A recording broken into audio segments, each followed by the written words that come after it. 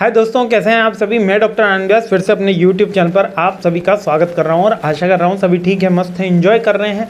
13 most important question पर मैं आ गया हूं। अंतिम प्रहार की सीरीज चल रही है, डिजिटल मार्केटिंग यानी कॉमर्स का पार्ट चल रहा है। 13 क्वेश्चन देख लेते हैं। क्या है? Marketing analytics tools, segment, target and position. अब ये जो टॉपिक है, वैसे तो मार्केटिंग मैनेजमेंट का टॉपिक है, डिजिटल मार्केटिंग से इसका कम ही लेना देना है, लेकिन फिर भी ये क्वेश्चन यहाँ पर उपस्थित होता है और एग्जाम के अंदर भी दिल जाता है। अब देखो, ये क्वेश्चन अच्छे से समझ लो तो ये क्वेश्चन आप बहुत आसानी से अटेंड कर पाओगे, वरना इसमें थोड़ा सा कंफ्यूजन हो जाता है बच्चों को। मार्केटिंग एनालिटिक्स का मतलब यहाँ पर अपन मार्केट को चेक कर रहे हैं, यहाँ पर अपन कस्टमर को चेक कर रहे हैं कि हमको कौन से कस्टमर को अप्रोच करना चाहिए। जैसे अपना जो क्वेश्चन था चल रहा था रिसर्च के बीआरएम के पेपर में, जो आप सीरीज देख कर आए, उसके अंदर चल रहा था कि एमबीए वालों को मैंने टारगेट किया था, आगरा के कैंटीन वाले बच्चों को टारगेट किया था और चेक कर रहे थे रसगुल्ला आना चाहिए कि नहीं आना चाहिए। उसी तरीके से मार्केटिंग एनालिटिक्स के टूर में हम पहले डिवाइड कर रहे होते हैं। क्या डिवाइड कर रहे होते हैं? Segment, target and position. Segment, target and position. अब ये सेगमेंटेशन क्या है? सेगमेंटेशन का मतलब डिवाइड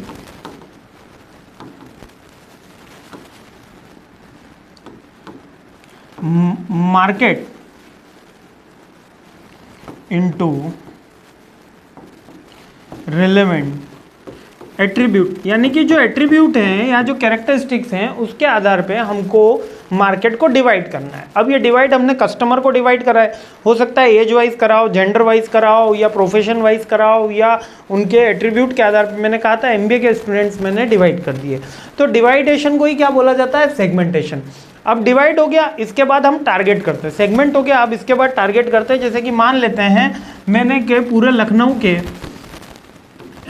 के किसी 3 एकेटीयू के ही स्टूडेंट, एकेटीयू में भी मैंने स्पेसिफिक गया बी फार्मा के स्टूडेंट मेरे को टारगेट करना है, ठीक है। अब बी फार्मा की कोचिंग मैंने शुरू करी, और वैसे करी नहीं है लेकिन शुरू करी मान लेते हैं, और इसके स्टूडेंट को मेरे को टारगेट करना है। तो ये पहले तो यहाँ तक का जो प्रोसेस है ये सेगमेंटेशन का है।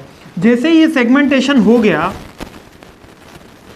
ठीक है, जैसे ये सेगमेंटेशन हो गया, सेगमेंटेशन कंप्लीट होने के बाद क्या करूंगा? टारगेट करूंगा। मीन्स कि अब मैंने डिवाइड कर लिया लखनऊ के स्टूडेंट एकेटीयू के बी फार्मा के।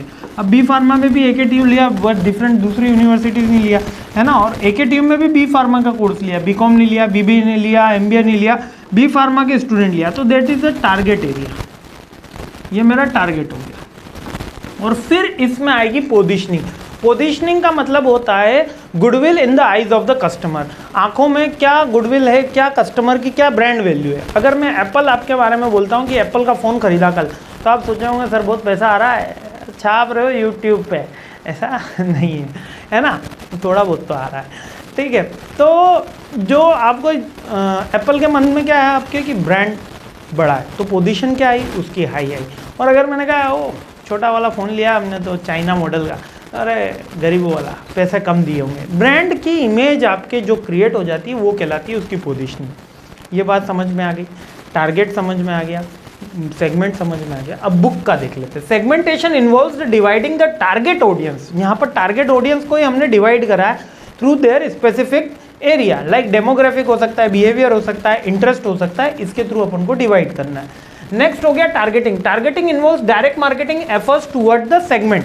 जिस हमने सेगमेंट बनाया उसमें टारगेट करा। अब हो सकता है हम डिजिटल मीडिया के थ्रू जाए, ट्रेडिशनल मीडिया के थ्रू जाए, डिपेंड करता है, ठीक है। कीवर्ड टारगेट करा हमने, इंटरेस्ट बेस्ड टारगेट करा, लोकेशन टारगेट करा, बिहेवियरल टारगेटिंग करी। मीन्स कि हमने जो टारगेट ऑडियंस निकाल ली है उसको टारगेट करना, यानी उसको सेल्स के लिए प्रमोट करना through their different strategies, marketing की स्ट्रेटजीज लगानी। और positioning refers to the how brand is product perceived in the minds of the target audience. Mind में यानी कि दिमाग में। मैंने बोला एप्पल तो सबने कहा अमीरों वाला, और मैंने बोला लोकल तो आपने कहा गरीबों वाला। तो ये वाला अपनी आ गई पोजिशनिंग। जब कॉम्पिटिटर का एनालिसिस करना होता है, आपके पड़ोसी को देख के पता चलता है कि आपका मतलब अच्छे हैं कि बुरे हैं। ये मतलब जब तक कोई बंदा सिंगल है, मतलब वो सिंगल मिंगल वाला नहीं, गर्लफ्रेंड बॉयफ्रेंड वाला नहीं, मतलब यदि एक बंदा है उसके 74% आए तो अपन बोलेंगे कि अच्छे हैं, लेकिन उसका ही पड़ोसी बोल दे कि मेरे 97% आए तो बोलेंगे अरे कुछ भी मेहनत नहीं करी, ऐसे ही पास हो गया। तो कंपैरिजन कंपेरेटिव एनालिसिस हुआ, तब पोजीशनिंग सेट होगी, तब हमारे माइंड के अंदर पोजीशन आती है कि ये चीज़ अच्छी, ये चीज़ बुरी। क्लियर हो गया। कस्टमर के फीडबैक से भी पता चलता है कि एप्पल के फ़ोन है, ये फैसिलिटी है, ये हमारे पास है, तुम्हारे पास नहीं है। ओप्पो वाले साबित करने में लगे जाते हैं, और एक वन प्लस वाले है वो बताने लग जाते हैं कि एप्पल से 4 गुना फ़ोन अच्छा है, अच्छा है, अच्छा है।